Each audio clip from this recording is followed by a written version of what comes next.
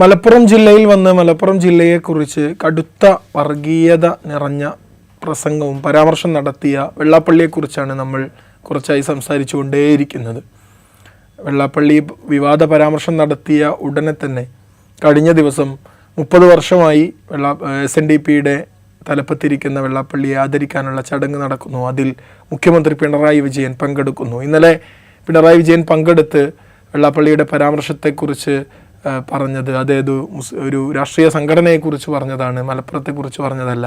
വെള്ളാപ്പള്ളി പറയുന്ന അതേ ന്യായീകരണങ്ങളെ എൻഡോസ് ചെയ്യുന്ന നിലപാടാണ് ഇന്നലെ മുഖ്യമന്ത്രി സ്വീകരിച്ചത്. സരസ്വതി വിലാസമാണ് എന്നുപോലും വെള്ളാപ്പള്ളിയെക്കുറിച്ച് മുഖ്യമന്ത്രി പറയുകയാണ്. നമ്മൾ ഈ വിഷയം വീണ്ടും ചർച്ച ചെയ്യുകയാണ്.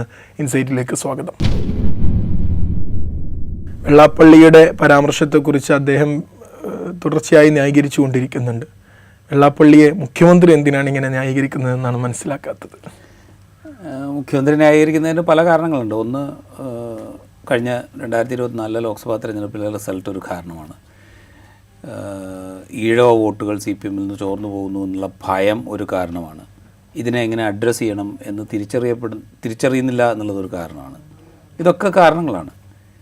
എങ്കിൽ പോലും വെള്ളാപ്പള്ളി നടേശൻ SNDP യോഗത്തിൻ്റെ ജനറൽ സെക്രട്ടറി ആയതിൻ്റെ 30ാം വാർഷികം ആഘോഷിക്കുന്ന ഒരു ചടങ്ങിൽ, അദ്ദേഹത്തിന് സ്വീകരണം നൽകുന്നൊരു ചടങ്ങിൽ വന്നിട്ട് മുഖ്യമന്ത്രി പിണറായി വിജയൻ, നിങ്ങൾ ആ പ്രസംഗം കുറച്ചുകൂടെ ശ്രദ്ധിച്ച് ചെയ്യേണ്ടതായിരുന്നു, നിങ്ങൾ വാക്കുകൾ ഉപയോഗിക്കേണ്ടത് കുറച്ചുകൂടെ ശ്രദ്ധിച്ചാണ് ഉപയോഗിക്കേണ്ടത്, നിങ്ങൾ വാക്കുകൾ ഉപയോഗിക്കുമ്പോൾ അത് കേരളത്തിൻ്റെ ഒരു സെക്കുലർ ട്രഡീഷൻസിന് മുറിവേൽക്കുന്ന വിധത്തിൽ ഉപയോഗിക്കരുത് എന്ന മട്ടിൽ ആ ചടങ്ങിൽ വെച്ച് തന്നെ പറയാൻ ശ്രമിച്ചു എന്നുള്ളതിനെ ഞാൻ പോസിറ്റീവായിട്ടാണ് കാണുന്നത്. നമുക്ക് വേണമെങ്കിൽ നമുക്കറിയാമല്ലോ, ഇപ്പോൾ ഒരാളെ അനുമോദിക്കുന്ന ഒരു ചടങ്ങിൽ വന്നിട്ട് ആരും അയാൾക്ക് നെഗറ്റീവായിട്ടുള്ളൊരു കാര്യം പറയാതിരിക്കാനാണ് ശ്രമിക്കുക.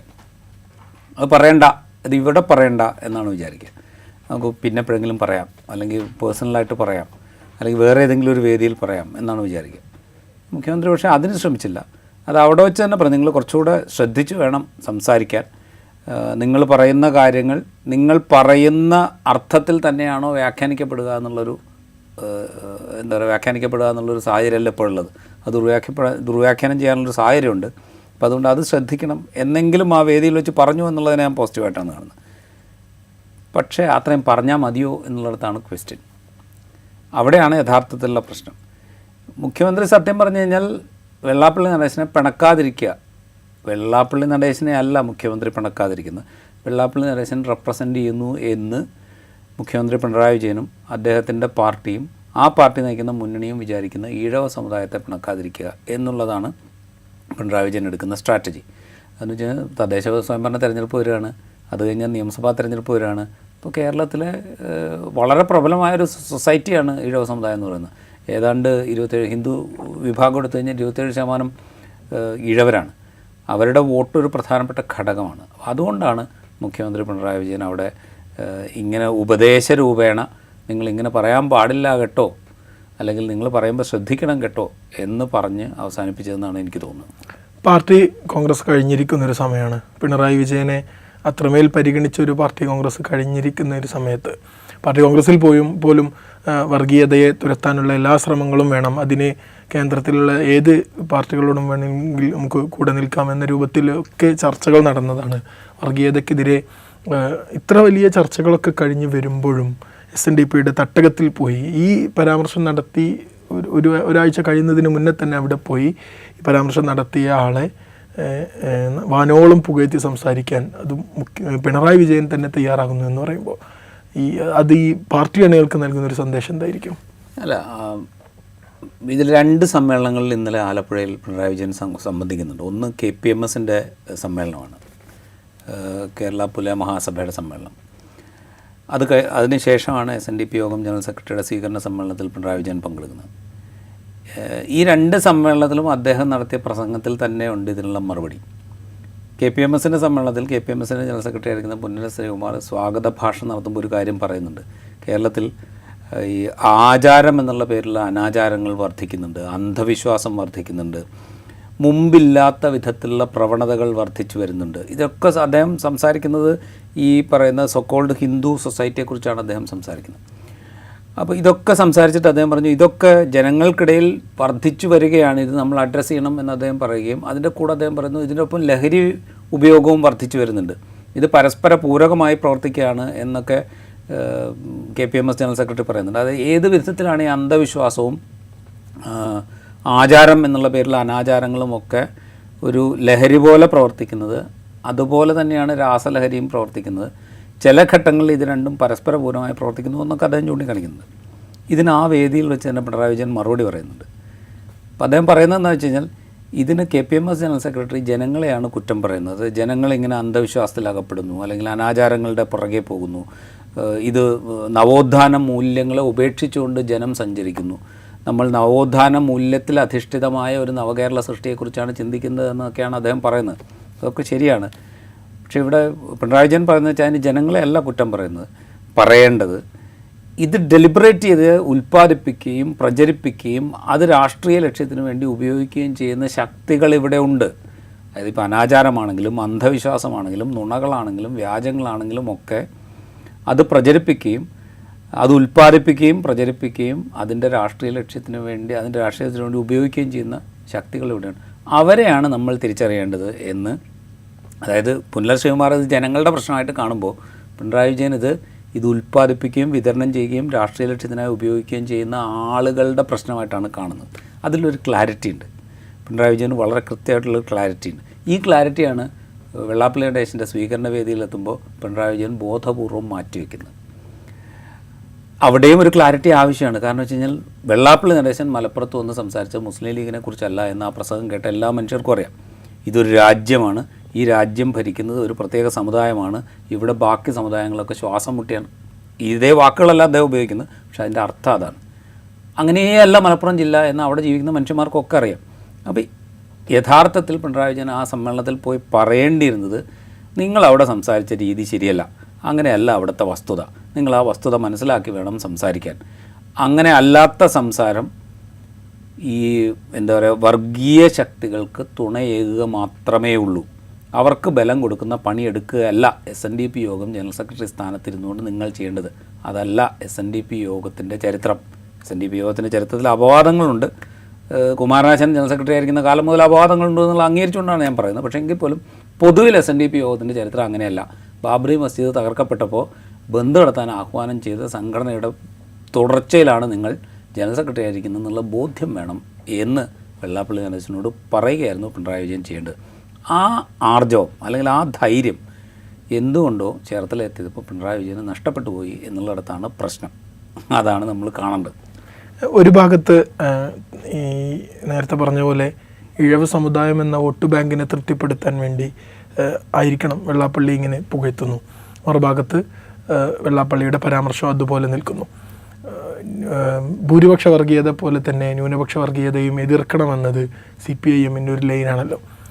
പിണറായിയുടെ ഈ നടപടി, രാഷ്ട്രീയ ലക്ഷ്യത്തെ മുൻനിർത്തിയുള്ള ഈ ഒരു നടപടി സൈദ്ധാന്തികമായ CPIMൻ്റെ നിലപാടിനോട് എങ്ങനെ യോജിക്കുക? രണ്ട് പ്രശ്നങ്ങളുണ്ട്. ഒന്ന്, ഇപ്പോൾ സാലിം സൂചിപ്പിച്ച ഭൂരിപക്ഷ വർഗീയത പോലെ തന്നെ അപകടകരമാണ് ന്യൂനപക്ഷ വർഗീയത എന്നുള്ളത് CPIMൻ്റെ ഒരു നിലപാടാണ്. അതുപോലെ തന്നെ CPIM നിരന്തരം പറഞ്ഞുകൊണ്ടിരിക്കുന്ന ഒരു കാര്യമാണ് ഭൂരിപക്ഷ എന്താ പറയുക തീവ്ര ഹിന്ദുത്വത്തെ നേരിടാൻ മൃദു ഹിന്ദുത്വം കൊണ്ട് കഴിയില്ല എന്നും CPIM പറഞ്ഞുകൊണ്ടിരിക്കും. ഇപ്പോൾ CPIMൻ്റെ പുതിയ ജനറൽ സെക്രട്ടറിയായിട്ട് തിരഞ്ഞെടുക്കപ്പെട്ട MA ബേബി തിരുവനന്തപുരത്ത് വാർത്താസമ്മേളനം നടത്തിയപ്പോൾ കോൺഗ്രസിനെതിരെ ഉന്നയിക്കുന്ന ഏറ്റവും പ്രധാനപ്പെട്ട ആക്ഷേപങ്ങളിലൊന്ന് തീവ്ര ഹിന്ദുത്വത്തെ നേരിടാൻ മൃദു ഹിന്ദുത്വം ഉപയോഗിക്കുന്നു എന്നുള്ളതാണ്. ഈ രണ്ട് ഫാക്ടേഴ്സിനെയും ഖണ്ഡിക്കുന്നതാണ് സത്യം പറഞ്ഞു കഴിഞ്ഞാൽ ഈ വെള്ളാപ്പള്ളി നടേശനുമായി റിലേറ്റ് ചെയ്ത് പിണറായി വിജയൻ എടുക്കുന്ന നിലപാട്, വെള്ളാപ്പള്ളി നടേശൻ്റെ പ്രസംഗങ്ങളുമായിട്ട് റിലേറ്റ് ചെയ്ത് അദ്ദേഹം എടുക്കുന്ന നിലപാട്. എന്തുകൊണ്ടാണെന്ന് ചോദിച്ചു കഴിഞ്ഞാൽ, അപ്പോൾ ആദ്യത്തെ കാര്യം എടുക്കുക, ഭൂരിപക്ഷ വർഗീയതയും ന്യൂനപക്ഷ വർഗീയതയും. വെള്ളാപ്പള്ളി നടേശൻ എന്തിനെയാണ് ജ്വലിപ്പിക്കാൻ ശ്രമിക്കുന്നത്?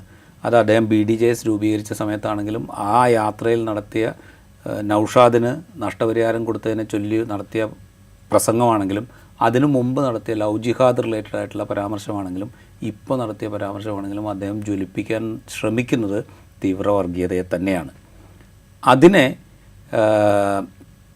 എന്താ പറയുക, അതിനെ സമീകരിച്ചുകൊണ്ട് അല്ലെങ്കിൽ അത് വിവാദമാകുമ്പോൾ, അത് ചർച്ചാ വിഷയമാകുമ്പോൾ അദ്ദേഹം നടത്തുന്ന ന്യായീകരണങ്ങളെ പിൻപറ്റിക്കൊണ്ട് മുഖ്യമന്ത്രി പിണറായി വിജയനെ പോലെ ഒരാൾ, CPIMൻ്റെ പോളിറ്റ് ബ്യൂറോ മെമ്പറായിരിക്കുന്ന ഒരാൾ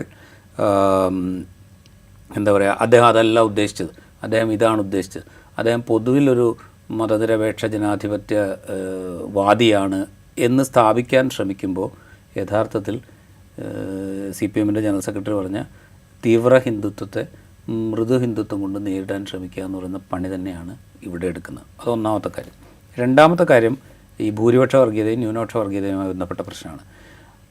ഭൂരിപക്ഷ വർഗീയതയെ ജ്വലിപ്പിക്കാനായിട്ട് ഒരാൾ ശ്രമിക്കുകയും അതിനെ ന്യായീകരിക്കാൻ ഒരു സെക്കുലർ ഡെമോക്രസിക്ക് വേണ്ടി നിൽക്കും എന്ന് നമ്മൾ വിശ്വസിക്കുന്ന രാഷ്ട്രീയ പാർട്ടിയുടെ ഉന്നത തലത്തിലിരിക്കുന്ന ഒരു നേതാവ്, അതും കേരളത്തിൽ മുഖ്യമന്ത്രിയായിട്ടിരിക്കുന്ന ഒരാൾ ശ്രമിക്കുകയും ചെയ്യുമ്പോൾ, അതിനെ ന്യായീകരിക്കാൻ ഈ ലെവലിലുള്ള ഒരാൾ ശ്രമിക്കുകയും ചെയ്യുമ്പോൾ ന്യൂനപക്ഷത്തിൽ വിചാരിക്കുന്ന ഒരാൾ എന്താ വിചാരിക്കുക? അവർക്ക് ന്യായമായും സംശയങ്ങളുണ്ടാവും. നമ്മൾ വിശ്വസിക്കുന്ന, നമ്മൾ സെക്കുലർ ഡെമോക്രസിക്ക് വേണ്ടി പ്രവർത്തിക്കും എന്ന് വിശ്വസിക്കുന്ന മനുഷ്യന്മാർ ഈ ഭൂരിപക്ഷ വർഗീയതയെ പിന്തുണയ്ക്കുകയോ അല്ലെങ്കിൽ അവർ പറഞ്ഞ കാര്യങ്ങളെ തണുപ്പിക്കാൻ ശ്രമിക്കുകയോ ചെയ്യുകയാണ് എന്ന തോന്നലുണ്ടാവും. അത് സ്വാഭാവികമാണ്. അത് സ്വാഭാവികമാണ് എന്ന് ഞാൻ പറയുന്നതിൻ്റെ കാര്യം, രാമക്ഷേത്രം നിർമ്മിക്കാൻ തീരുമാനിച്ചപ്പോൾ, അതിന് ശിലയിടാൻ തീരുമാനിച്ചപ്പോൾ അതിനെ കോൺഗ്രസ് ലീഡർഷിപ്പ് സ്വാഗതം ചെയ്ത ഘട്ടത്തിൽ എങ്ങനെയാണോ മൈനോറിറ്റീസിന് ഇവിടെ അരക്ഷിതാവസ്ഥ മനസ്സിലുണ്ടായത്, അല്ലെങ്കിൽ ബാബ്രി മസ്ജിദ് തകർക്കപ്പെട്ടപ്പോൾ ഏത് തരത്തിലാണോ ന്യൂനപക്ഷങ്ങൾക്ക് ഒരു അരക്ഷിത ബോധമുണ്ടായത്, അതിൻ്റെ ഒരു വേറൊരു ലെവലിൽ ഈ പ്രശ്നം അവരുടെ മനസ്സിലുണ്ടാവും. അവരുടെ മനസ്സിലുണ്ടാകുന്ന ഈ സന്ദേഹത്തെ ഉപയോഗപ്പെടുത്താൻ ഏതെങ്കിലും വിധത്തിലുള്ള ന്യൂനപക്ഷ തീവ്ര സംഘടനകൾ ശ്രമിച്ചാൽ ഈ മനുഷ്യന്മാർ അവർ പറയുന്നത് ശരിയല്ലേ എന്നുള്ള തോന്നലിലേക്ക് എത്തും. ഇവിടെയാണ് വെള്ളാപ്പള്ളി ഇടതുപക്ഷത്തിനോട് ആകെയുള്ളൊരു വിയോജിപ്പ് ന്യൂനപക്ഷ പ്രകടനം ആണ് എന്നുള്ളൊരു കഴിഞ്ഞ ലോക്സഭാ തെരഞ്ഞെടുപ്പിന് ശേഷം അദ്ദേഹം നിരന്തരം അത് നടത്തിക്കൊണ്ടിരിക്കുന്നുണ്ട്. കഴിഞ്ഞ ലോക്സഭാ തെരഞ്ഞെടുപ്പിൽ ഇടതുപക്ഷത്തിനുണ്ടായ പരാജയത്തിൻ്റെ പ്രധാനപ്പെട്ട കാരണം CPIM ന്യൂനപക്ഷ പ്രകടനം നടത്തിയതാണ് എന്ന് അദ്ദേഹം നിരന്തരം പറഞ്ഞുകൊണ്ടിരിക്കുന്നുണ്ട്. അപ്പോൾ ഇതുണ്ടാക്കുന്നൊരു പ്രശ്നമുണ്ട്. കാരണം CPM ഏതെങ്കിലും വിധത്തിലുള്ള ന്യൂനപക്ഷ പ്രകടനം നടത്തിയോ? ഒന്നാമത്തെ ചോദ്യം. കാരണം വെച്ചാൽ അവരെടുത്ത നിലപാട് മുഴുവൻ അവരുടെ കാലങ്ങളായിട്ടുള്ള പൊളിറ്റിക്കൽ സ്റ്റാൻഡിൻ്റെ ഭാഗമായിട്ടുള്ള നിലപാടുകളാണ്. ഇപ്പോൾ ഫലസ്തീൻ ഇഷ്യൂ ആണെങ്കിലും CAA ആണെങ്കിലും മറ്റിതര പ്രശ്നങ്ങളാണെങ്കിലും ന്യൂനപക്ഷത്തെ ബാധിക്കുന്ന വിഷയങ്ങളിൽ CPM എടുക്കുന്ന നിലപാട് കാലങ്ങളായിട്ട് അവർ പുലർത്തുന്ന രാഷ്ട്രീയ നിലപാടിൻ്റെ തുടർച്ചയാണ്. എന്നിട്ടും വെള്ളാപ്പള്ളി നടേശൻ പറയുന്നു ഇത് മൈനോറിറ്റീസിനെ പ്രീണിപ്പിക്കാൻ ശ്രമിച്ചതിൻ്റെ ഭാഗമായിട്ടാണ് ഈ തോൽവി ഉണ്ടായത് എന്ന്. അതവിടെ നിൽക്കുന്നു. അതിൻ്റെ തുടർച്ചയിലാണ് അദ്ദേഹം ഇത് പറയുന്നത്. എന്നിട്ടും പിണറായി വിജയനെ പോലെ CPM പോളിറ്റ് ബ്യൂറോ മെമ്പറായി തുടരുന്ന, മുഖ്യമന്ത്രിയായി തുടരുന്ന, കേരളത്തിലെ CPM സംബന്ധിച്ച് പകരം വയ്ക്കാനില്ലാത്തൊരു നേതാവായി തുടരുന്ന പിണറായി വിജയൻ വളരെ മൈൽഡായിട്ട് വെള്ളാപ്പള്ളി നടേശനെ ഉപദേശിക്കാൻ ശ്രമിക്കുമ്പോൾ ന്യൂനപക്ഷങ്ങൾക്കിടയിൽ സ്വാഭാവികമായ ആശങ്കയുണ്ടാവും, സംശയങ്ങളുണ്ടാവും. ആ സംശയങ്ങളെ മുതലെടുക്കാനായിട്ട് ഇപ്പുറത്ത് വേറെ തരത്തിലുള്ള ശക്തികളുണ്ട് എന്ന തിരിച്ചറിവ് വേണ്ടേ മുഖ്യമന്ത്രി പിണറായി വിജയന്?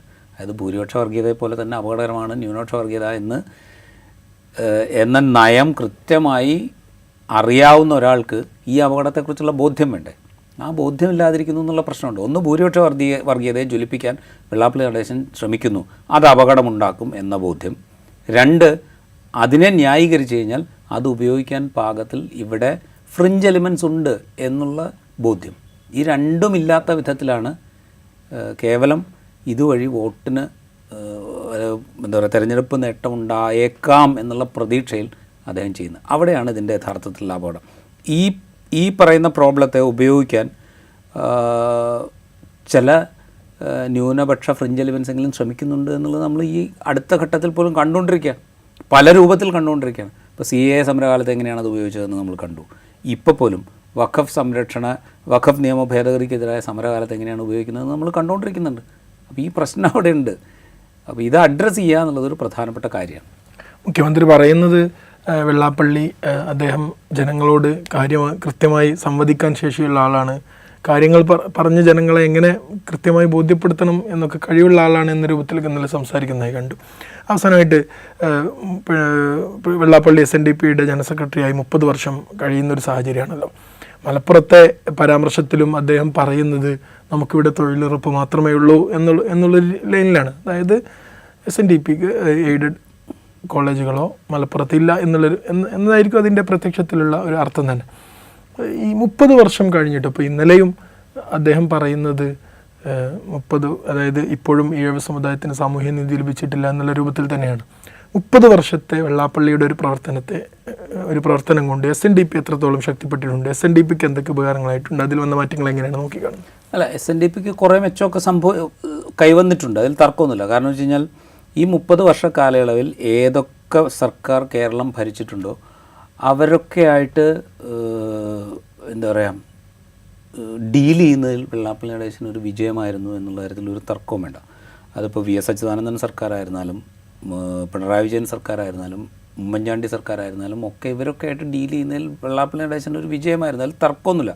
അതിന് പല തരത്തിലുള്ള ടാക്ടിക്സ് അദ്ദേഹം ഉപയോഗിക്കുന്നുണ്ട്. ആ ടാക്ടിക്സ് എന്താ പറയുക, തൻ്റെ സമുദായത്തെ ഒരു ബാർഗെയിനിങ് പവറായിട്ട് ഉപയോഗിക്കുക, തൻ്റെ സമുദായം എപ്പോൾ വേണമെങ്കിലും BJPയുമായിട്ട് യോജിക്കാൻ തയ്യാറാണ് എന്നുള്ള സൂചന കൊടുക്കുക, ഇതൊക്കെ അദ്ദേഹം ഉപയോഗിക്കുന്നുണ്ട്. പക്ഷേ ഇതുണ്ടാക്കുന്ന ഒരു അപകടം എന്താണ് എന്നുള്ളൊരു പ്രശ്നമുണ്ട്. അതായത് ഇപ്പോൾ നമ്മളൊന്ന് ആലോചിച്ച് നോക്കുക, ഇപ്പോഴാണല്ലോ നമ്മൾ BDJSനെ കുറിച്ച് സംസാരിക്കുന്നത്. BDJSൻ്റെ കാലത്തല്ല വെള്ളാപ്പള്ളി നടേശൻ BJP നേതൃത്വമായിട്ട് ചർച്ച നടത്തുന്നത്. വെള്ളാപ്പള്ളി നടേശൻ BJP നേതൃത്വമായിട്ട് ചർച്ച നടത്തുന്നത് AB വാജ്പേയി പ്രധാനമന്ത്രിയും LK അദ്വാനി ഉപപ്രധാനമന്ത്രിയായിരിക്കുന്ന കാലത്താണ്. അന്ന് LK അദ്വാനി കേരളത്തിൽ വന്ന് വെള്ളാപ്പള്ളി നടേശനുമായിട്ട് നേരിട്ട് ചർച്ച നടത്തുന്നുണ്ട്. SNDP യോഗത്തെ അല്ലെങ്കിൽ ഈഴവ സമുദായത്തെ BJPയിലേക്ക് അടുപ്പിക്കാൻ വേണ്ടിയിട്ട്. അത് പക്ഷേ വേണ്ട വിധത്തിൽ പുരോഗമിച്ചില്ല എന്നുള്ള കാര്യം മാത്രമേ ഉള്ളൂ. അതിൻ്റെ വേറൊരു ഘട്ടത്തിലാണ് BDJSൻ്റെ രൂപീകരണവുമായിട്ട് അദ്ദേഹം വലിയ യാത്ര നടത്തുന്നത്. ഇതെന്തിനാണ് അദ്ദേഹം നടത്തുന്നത്? അദ്ദേഹം നടത്തുന്നതെന്ന് വെച്ച് കഴിഞ്ഞാൽ ഇത് വെച്ചുകൊണ്ട് കേരളത്തിൽ വിലപേശൽ നടത്താനാണ്. ഒരു തർക്കമോ കാര്യത്തിൽ വേണ്ട. അദ്ദേഹം കേരളത്തിൽ വിലപേശൽ നടത്തിയിട്ടുണ്ട്. ഇപ്പോൾ ഉമ്മൻചാണ്ടി മുഖ്യമന്ത്രിയായിരിക്കുന്ന കാലത്ത് SNDP യോഗത്തിനും NSSനും ഭൂമി ചോദിച്ച് നൽകുന്നുണ്ട്. ഭൂമി പതിച്ച് നൽകുകയാണ് ചെയ്യുന്നത്. ഒരു അപേക്ഷ കൊടുക്കുന്നു, അതിൻ്റെ അടിസ്ഥാനത്തിൽ ഭൂമി ചോദിച്ച് നൽകുന്നു. എങ്ങനെയാണ് ഇത് സംഭവിക്കുന്നത്? അവർക്ക് ഭൂമി ഇല്ലാഞ്ഞിട്ടല്ലല്ലോ. SNDP യോഗത്തിന് എത്രയോ അസറ്റുണ്ട്, അവർക്ക് ഭൂമി ഇല്ലാഞ്ഞിട്ടൊന്നുമില്ല. പക്ഷേ ഭൂമി കോളേജ് അനുവദിക്കാനും കോളേജ് നടത്താനും ഒക്കെ ആയിട്ട് ഭൂമി അനുവദിച്ച് നൽകുന്ന കാര്യം അവിടെയുണ്ട്. ഇത് പിന്നീട് ചോദ്യം ചെയ്യപ്പെട്ടിട്ടുണ്ട്. അതിന് ശേഷമുള്ള കാലഘട്ടം നമ്മളൊന്നെടുത്ത് നോക്കുക. ഇതേ വർഗീയ പരാമർശങ്ങൾ നടത്തിയ വെള്ളാപ്പള്ളി നടേശനെ നവോത്ഥാന സംരക്ഷണ സമിതിയുടെ ജനറൽ കൺവീനറോ മറ്റോ ആയിട്ട് പിണറായി വിജയൻ നിയമിക്കുന്നുണ്ട്. അപ്പോൾ കേരളത്തിൽ മൊത്തത്തിൽ കിട്ടുന്നൊരു ഒരു സാന്നിധ്യം എത്രയാണ് അദ്ദേഹത്തിന്. അതുപോലെ അദ്ദേഹത്തിൻ്റെ കീഴിലുള്ള വിദ്യാഭ്യാസ സ്ഥാപനങ്ങൾ നടത്തിക്കൊണ്ടു പോകുന്നതിന് കിട്ടുന്ന സ്വാതന്ത്ര്യം, ഇതൊക്കെ പ്രധാനപ്പെട്ട ഘടകമാണ്. അപ്പോൾ ഇങ്ങനെയുള്ള പല നിലയ്ക്കുള്ള നേട്ടങ്ങൾ അദ്ദേഹം ഈ കാലയളവിനെ ഉണ്ടാക്കിയെടുത്തിട്ടുണ്ട് എന്നുള്ള കാര്യം തർക്കമില്ലാത്തൊരു സംഗതിയാണ്. പക്ഷേ അദ്ദേഹം SNDP യോഗത്തിൻ്റെ ജനറൽ സെക്രട്ടറി സ്ഥാനത്ത് തുടരുന്നത് ആ സമുദായത്തിൻ്റെ മുഴുവൻ സമ്മതിയോടെയാണോ എന്ന് ചോദിച്ചാൽ ഒരു തർക്കമില്ലാതെ നമുക്ക് പറയാം അല്ല എന്നുള്ളത്. കാരണം വെച്ചാൽ അതിന് വേറെ തന്നെ ഒരു മെക്കാനിസം അദ്ദേഹം റൺ ചെയ്യുന്നുണ്ട്. അതുകൊണ്ടാണ് അദ്ദേഹം ആദ്യം ജനറൽ സെക്രട്ടറി സ്ഥാനത്തേക്ക് വന്നപ്പോഴും പിന്നീട് ജനറൽ സെക്രട്ടറി സ്ഥാനത്തേക്ക് വന്നപ്പോഴും തെരഞ്ഞെടുപ്പ് നടക്കുന്ന ഘട്ടങ്ങളിലൊക്കെ ഉണ്ടായിരുന്ന എതിർപ്പ്, വലിയ ശക്തമായ എതിർപ്പുണ്ടായിരുന്നു. ഇപ്പോൾ CK വിദ്യാസാഗറിൻ്റെ നേതൃത്വത്തിൽ വലിയ പാനൽ രൂപീകരിച്ച് വലിയ പ്രവർത്തനം നടത്തി വെള്ളാപ്പള്ളിയെ പരാജയപ്പെടുത്താനായിട്ട് വലിയ ശ്രമം നടത്തിയ SNDP യോഗം തിരഞ്ഞെടുപ്പുണ്ട്. തോറ്റുപോയി. വെള്ളാപ്പള്ളി നടേശൻ തന്നെ ജയിച്ചു. അപ്പോൾ പിന്നീട് ഇങ്ങോട്ട് വരുമ്പോൾ ഈ എതിർപ്പുകൾ വളരെ ദുർബലപ്പെട്ടു പോകുന്ന കാഴ്ചയാണ്. വെച്ചാൽ അത് പണം, അധികാര കേന്ദ്രങ്ങളുമായിട്ടുള്ള ബന്ധം, ഇതൊക്കെ ഉപയോഗിച്ചുകൊണ്ട് SNDP യോഗത്തിലെ ഒരു ചോദ്യം ചെയ്യപ്പെടാത്ത വ്യക്തിയായിട്ട് അദ്ദേഹം മാറുകയാണ് ചെയ്തത്. അല്ലാതെ ഒരു ജനാധിപത്യ പ്രക്രിയയുടെ തുടർച്ചയായിട്ട് അദ്ദേഹം 30 വർഷമായിട്ട് തുടരുന്നു എന്ന് ആരും വിചാരിക്കരുത്. നമ്മൾ ഒറ്റ നോട്ടത്തിൽ നോക്കുമ്പോൾ ഇപ്പോൾ പ്രധാനമന്ത്രി നരേന്ദ്രമോദി തെരഞ്ഞെടുപ്പിലൂടെയല്ലേ പ്രധാനമന്ത്രിയായതെന്ന് ചോദിച്ചാൽ അതെ ആണ്. പക്ഷേ അദ്ദേഹം ജനാധിപത്യ രീതിയിലാണോ പ്രവർത്തിക്കുന്നത്, അല്ലെങ്കിൽ ജനാധിപത്യ രീതി ഉപയോഗിച്ചുകൊണ്ടാണോ അദ്ദേഹം ആവർത്തിച്ച് തിരഞ്ഞെടുക്കപ്പെടുന്നതെന്ന് ചോദിച്ചാൽ അല്ല എന്ന് നമുക്ക് നിസ്സംശയം പറയാം. എൻഫോഴ്സ്മെൻറ്റ് ഡയറക്ടറേറ്റിനെ, CBI, ഇൻകം ടാക്സിനെ, ഇങ്ങനെ പല ഏജൻസികളെ ഉപയോഗിച്ച് ഭരണഘടനാ വ്യവസ്ഥകളെ അട്ടിമറിച്ച് ഒരു ഘട്ടത്തിൽ ജുഡീഷ്യറിയെ വരെ സ്വാധീനിക്കുന്നു എന്നുള്ള തോന്നലുണ്ടാക്കി ഇങ്ങനെ പല രൂപത്തിൽ നുണകൾ പറഞ്ഞ് അദ്ദേഹത്തിൻ്റെ മുൻകാലത്ത് നടപ്പാക്കിയ പദ്ധതികളുടെ എന്താ പറയുക മുഴുവൻ ക്രെഡിറ്റും എൻ്റേതാണ് എന്ന് അവകാശപ്പെട്ട് ഇങ്ങനെ പല തരത്തിലുള്ള നുണകൾ വ്യാപരിപ്പിച്ചുകൊണ്ട് വർഗീയമായി വിഭജിച്ചുകൊണ്ടാണ് നരേന്ദ്രമോദി അധികാരത്തിൽ തുടരുന്നത്. ഏതാണ്ട് അത്രയും ഭീകരമായിട്ടല്ല ഞാൻ പറയുന്നത്. വെള്ളാപ്പള്ളി നടേശനും ഈ അധികാരം, പണം, അധികാരത്തിലുള്ള സ്വാധീനം ഇത് ഉപയോഗിച്ചുകൊണ്ട് തന്നെയാണ് 30 വർഷമായിട്ട് തുടരുന്നത്. അപ്പോൾ അതുകൊണ്ട് അതൊരു ജനാധിപത്യ പ്രക്രിയയുടെ തുടർച്ചയാണ് എന്ന് ആരും തെറ്റിദ്ധരിക്കരുത്. അത് വെച്ചുകൊണ്ട് അദ്ദേഹം ഇതാ കുമാരനാശാഖനേക്കാൾ വലിയ നേതാവായി മാറിയിരിക്കുന്നു എന്നൊക്കെ വാഴ്ത്തുമ്പോൾ അതിലൊരു അപകടമുണ്ട് എന്ന് മനസ്സിലാക്കാനുള്ള രാഷ്ട്രീയ പ്രവർത്തന പരിചയം മുഖ്യമന്ത്രിയായിരിക്കുന്ന PB മെമ്പറായിരിക്കുന്ന പിണറായി വിജയനുണ്ട്. അതാണ് അദ്ദേഹം ഓർക്കേണ്ടതെന്നാണ് എനിക്ക് തോന്നുന്നത്. റൈറ്റ്. പിണറായി വിജയൻ ഓർക്കേണ്ടത് അതാണ്. വെള്ളാപ്പള്ളി നടേശൻ എന്ന ഒരു കൗശലക്കാരൻ്റെ പരാമർശങ്ങൾക്ക് എൻഡോസ് ചെയ്യുന്ന മറുപടികളിലൂടെ കൂടെ നിന്നു കൊടുക്കുന്ന സമയത്ത് മുഖ്യമന്ത്രിയാണെങ്കിലും അദ്ദേഹം ചതിക്കുന്നത് താൻ പിന്തുടരുന്ന രാഷ്ട്രീയ ധാരയുടെ ആശയങ്ങളെയാണ്, ഈ നാടിൻ്റെ ജനാധിപത്യ ബോധ്യത്തെയാണ് എന്നുള്ള ബോധം മുഖ്യമന്ത്രി മറച്ചു വെക്കുന്നത് ഒരു പക്ഷേ രാഷ്ട്രീയ ലക്ഷ്യങ്ങളെ കൊണ്ടായിരിക്കാം. പക്ഷേ അത് ഈ നാടിന് അപകടമാണ് എന്ന് നമ്മൾ തിരിച്ചറിയണം. ഇൻസൈറ്റ് ഇവിടെ പൂർണ്ണമാകുന്നു. മറ്റൊരു എപ്പിസോഡുമായി വീണ്ടും കാണാം.